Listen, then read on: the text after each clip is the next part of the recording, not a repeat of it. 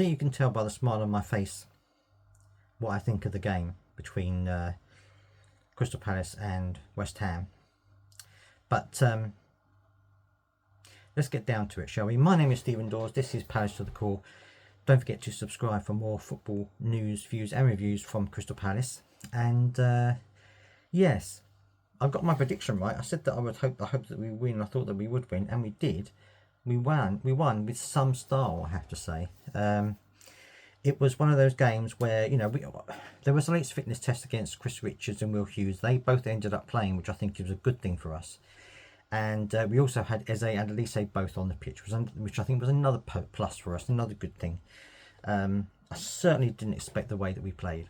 I really didn't. I mean, I said before, you know, and other people have said it in the comments as well, that there's been a progression of us improving game after game under Oliver Glasner, and you could see that happening.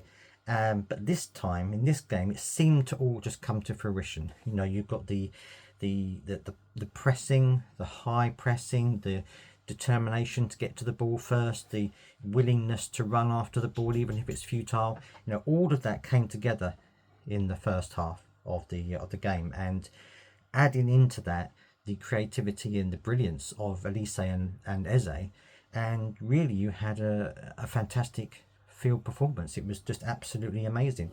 I haven't seen a football, you know, I haven't seen a first half of football from Palace like that for a long time. It really was a joy to watch, and it wasn't just Eze and Elise, although of course they were the stars of the show. It was the whole team. You know, everyone played their part. I felt that it was really good. Started off really early, of course, with a great goal. And at that point, I thought that, you know, this is a good opportunity for us. But then I thought to myself, you know, it's good to get the early goal for a change. It's good not to concede the early goal for a change. But then I thought to myself, well, maybe, you know, maybe this is going to go a little bit against the grain. You know, maybe West Ham are now going to come back and we're going to have a little bit of pressure. To be fair, though, West Ham weren't really at the races. You know, I really don't think that they were in the game at all. But then of course you've got to expect the fact that we weren't getting them into the game. We were pressing really hard. We were chasing every ball. We were making them make mistakes, and that was something I think that we did really well, especially in the first half. Lots and lots of pressure on them so that they didn't get into play their game. And you know, and there was a couple of opportunities where they looked like they might be able to create something, but most of the time they didn't. And you know, Dean Henderson, and I'm going to get to him in a minute, had a very quiet game in terms of the number of things he had to deal with. So, you know, I felt that the pressure was amazing. You know, the intensity, the harrying, the chomping at the heels of the West Ham players. You know, trying to make them make mistakes, nicking the ball off them, really was a fantastic thing to see from our point of view. And you know, and everyone played their part. And you know, when you look at the fact that within about 30 minutes we scored 4 goals, absolutely unbelievable. And you know, in the Eze goal, I'm going to try and find a clip that I can put on the channel. I'm sure you've already seen it. I'm sure it's all over the internet, but I'm going to try and get a clip that I can legally put on the channel, because obviously I don't want to cause copyright problems or anything like that. But I'm going to see if I can do that, because it was an amazing goal. And you know, it was like a scissor kick volley. It was absolutely amazing. And you know, and to be fair, Eze had a really good game, and I think he plays a lot better when Elise is there as well. They bounce off each other so well, and Elise was also having a fantastic game too. And you know, it was just goals galore for the first 30 minutes. You know, and Mateta got a great goal as well, and you know, you just think to yourself, this is brilliant. And of course we got and we also forced them to have an own goal, which is a bit of a shame. I was really hoping that Munoz would have got the last touch on that, but he was the one, I think, making the defender a little bit unsure and making him put it into the back of his own net. So he did a good job there. But I would love Munoz to have got that last touch on that, to have got the goal for it. But anyway, it was 4-0 after a very, very quick succession of things, to be honest with you. And I thought that we were really flying. You know, every time we got the ball, I expected us to score a goal. I really did.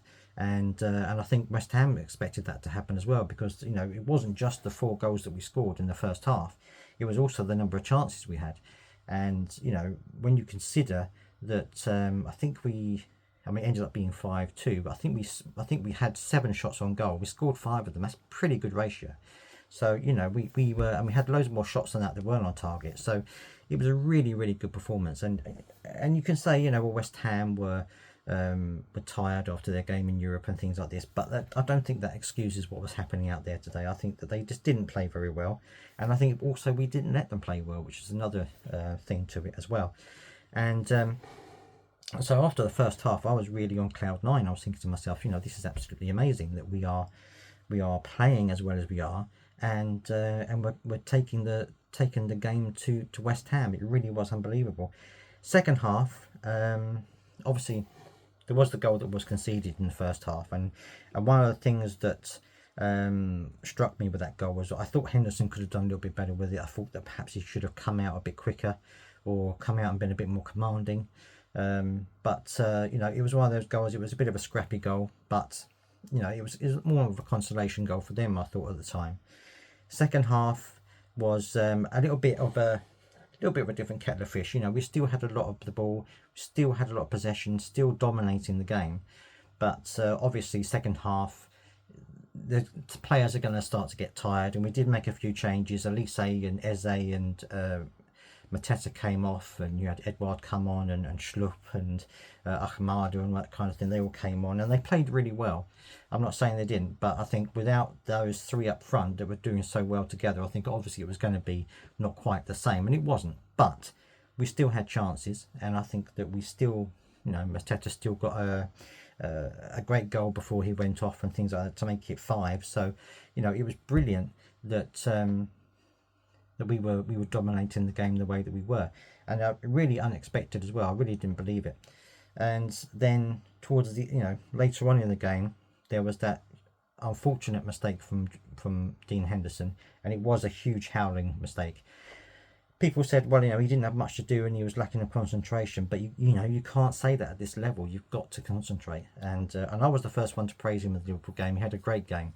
He didn't have a very good game in this one, I have to say. Even though he didn't have anything to do, I think, well, certainly the second goal, the first goal, I think it was also something that he should have probably dealt with a bit better.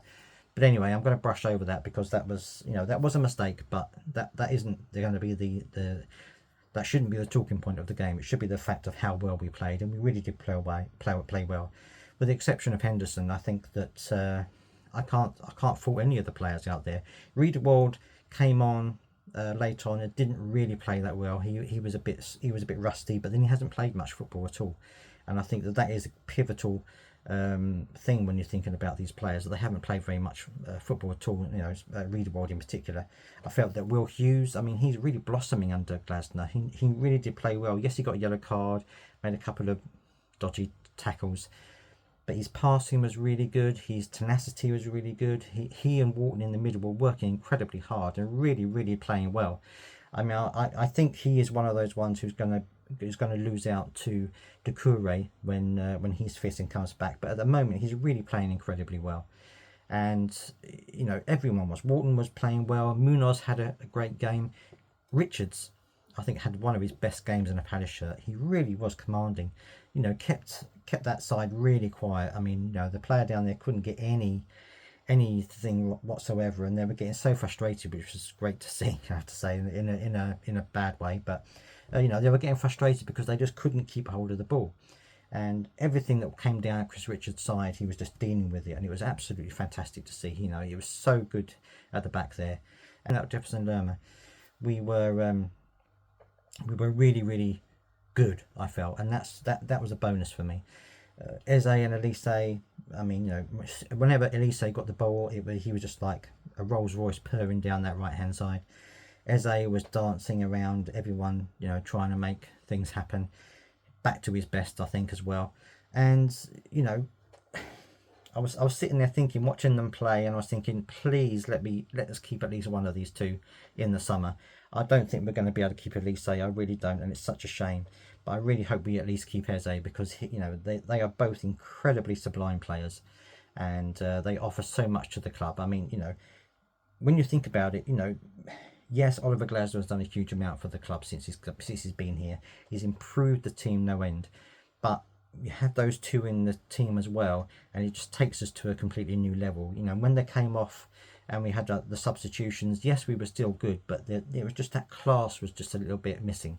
and that's what they bring. They bring class, they bring opportunities, and they bring goals. And it was a really great game to watch, and I'm really pleased that we got such a result. And I'm sure Oliver Glasner is as well. In fact, he said he was very proud to watch his team today, and I completely agree with him. It's well, there's just not enough superlatives to talk about the game. I mean, you know, it's not just the fact that it's been this game. Liverpool, you could see that we were progressing in this way, and against West Ham we've got even better. Now, of course, we've got Newcastle coming up, and they are a very difficult team. But I think if we play the way that we're playing now, I think we've got a good chance with Newcastle. But let me know what your thoughts are down in the comments section. What did you think of today's game? What did you think of Dean Henderson's performance, shall we say? What do you think? Do you agree with me? Do you think practically all the team played well, or is there anyone who particularly might have disappointed you, shall we say, in the game? Let me know down in the comment section what you think, and I will see you next time.